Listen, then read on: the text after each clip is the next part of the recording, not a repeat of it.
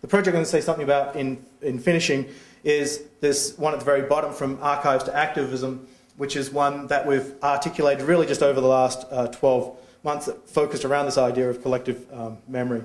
So the sort of key idea of what we're sort of doing here under this grotesque heading of community-university relations is to try and basically build what I call a two-track set of living archives, okay, that would be devoted to the history of eugenics in Western Canada. And these would be made up of what we could consider to be traditional archival materials, paper archives, which we have to kind of fight to get, unfortunately, because, for example, 4 in 5 of the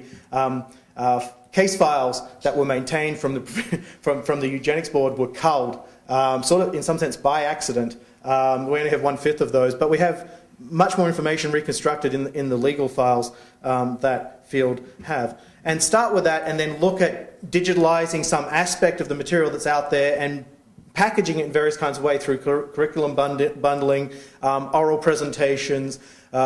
engaging in sorts of practice that what I call sort of people libraries, where instead of, to find out your history, you go and take a book out of the library, you go and take a person out of our network. And you take them away for a day and you have a cup of coffee with them and you hear the stories and so on. And it can be a very powerful way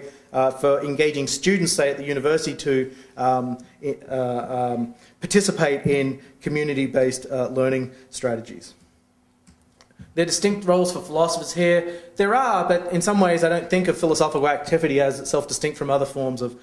existence and life, whether we're talking about what's happening in other disciplines or whether we're talking about what's happening between the university and community.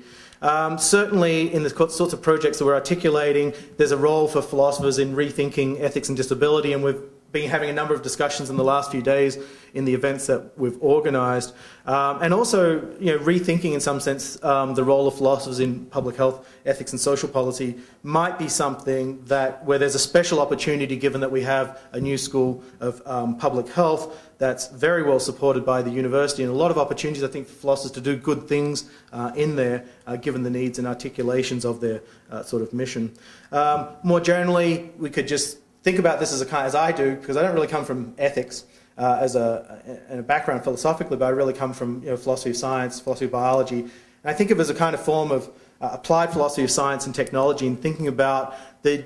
ways in which we use technological means to achieve sorts of social goals. So, for example, I think that talking about transhumanism and its connection to human nature is something that would be a really good place for philosophers, or engaging in activities would be something really useful for philosophers to do. And in that name, we're working partly with Gregor Wolbring and others who have much more expertise in this, coming from other sorts of backgrounds. And then finally, I also think there's a role, partly this goes back to the connections with Sue Campbell, who is in our network, and thinking about the role of transformative narratives, whether we're talking about transformations of the self or transformation of sort of community-level thinking. And also moving behind, if you like, working partly on disability in the last few years has made me aware as a bit of an outsider to that community that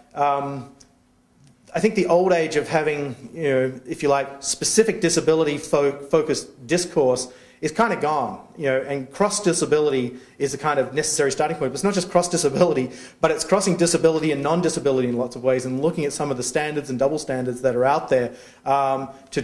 try and scrutinise some of the things that we've taken as philosophers often for granted, and then are often built into the very ways in which we do things. Thanks.